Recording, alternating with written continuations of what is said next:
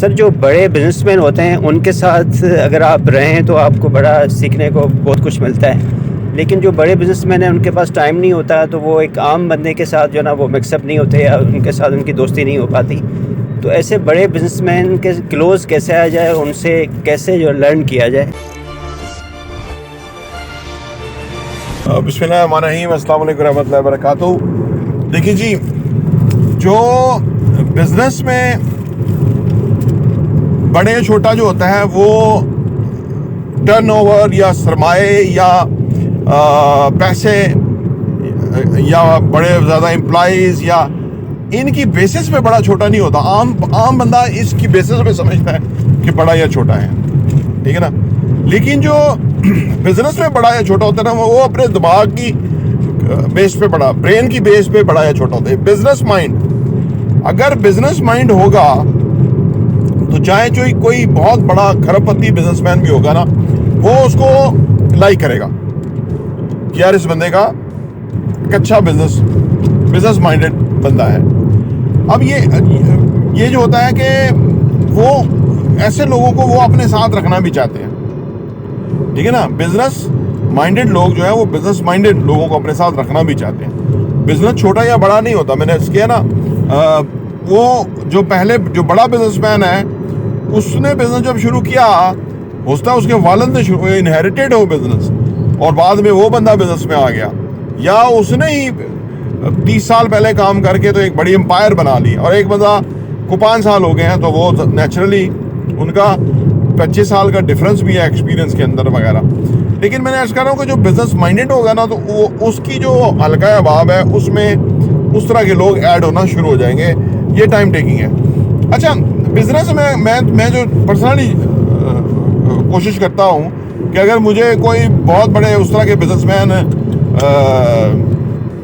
मैसर नहीं है जिनके साथ मैं चाहता हूँ इंटरेक्शन होनी चाहिए, उनसे इलॉन मस्क के साथ होनी चाहिए, है जी, बिल गेट्स के साथ, जेफ बेजोस, वॉरेन बफेट, ठीक है, ये हमें मैसर नहीं है। और ये जैसे वॉरेन बफेट है, वो एक जो वॉरेन बफेट का जो सेशन होता है उसमें वो जो लोग उसके साथ आना चाहते हैं, तो वो आप सोचिए लाखों रुपया, पाकिस्तानी करोड़ों ही होगा, वो देते हैं उसके साथ डिनर का या चाय के लिए, या उनको तो टाइम मिलने का। तो इसका मतलब है कि वो लोग फ्रीली अवेलेबल नहीं है।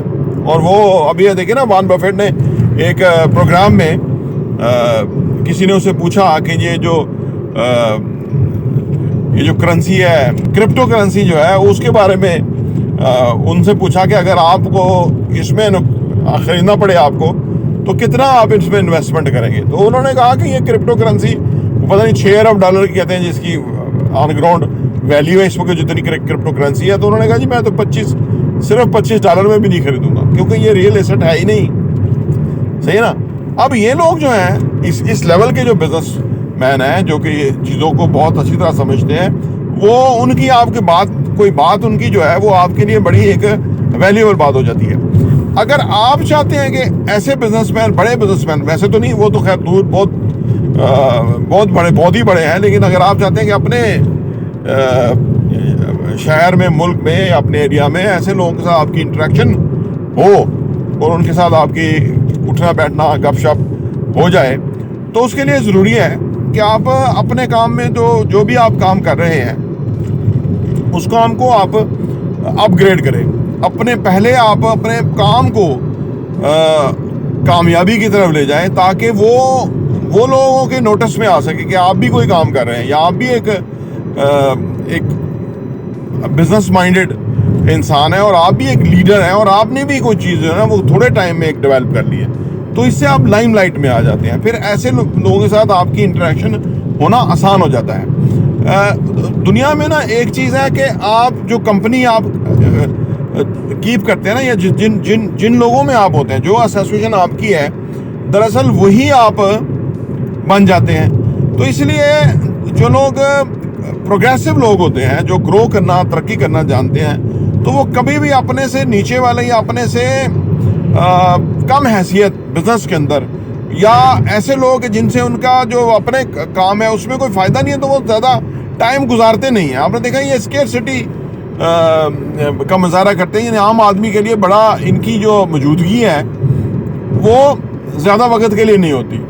इसलिए कि वो ये उन लोगों के दरमियान होते हैं जो कि होना भी चाहिए, कि जो उनसे आगे हैं या ग्रो कर रहे हैं, उनके आसपास रहने की कोशिश करते हैं। कहते हैं अगर आप एक कमरे में सबसे अक्लमंद है, ज़हीन है, बिजनेस माइंडेड है, तो आपको सबसे ज़्यादा है तो आपको उस कमरे से वही तौर पर निकलना चाहिए और ऐसे कमरे में जाना चाहिए कि जहाँ सारे आपसे बड़े हैं और आप सबसे छोटे हैं इस सारी हैसियत और इस सारी कैलकुलेशन के अंदर। क्योंकि आप अगर बौनों में बैठे रहेंगे, अपने से नीचे वाले लोग बैठे रहेंगे, तो आप कुछ लर्न नहीं करेंगे, आप डिक्लाइन की तरफ होंगे। और अगर आप ऐसे लोगों में होंगे जो इनका टर्नओवर आपसे ज़्यादा है, जिनका बिजनेस आपसे ज़्यादा है, जो ज़्यादा जिनके पोटेंशियल है, बिजनेस माइंड है, तो वहाँ आपको ज़रूर कुछ ना कुछ लर्न करेंगे जो कि आपके काम में हेल्प करेगा। तो जब आप अपने आप को उस लेवल पे डेवलप करते हैं तो फिर आप इन लोगों का ध्यान आपकी तरफ आता है और वो आपको अपनी एसोसिएशन में भी शामिल करते हैं, क्योंकि ये लोग सारा काम मेरिट के ऊपर करते हैं। प्राइवेट सेक्टर जो है वो सारा मेरिट पे चल रहा होता है, ये गिव एंड टेक है।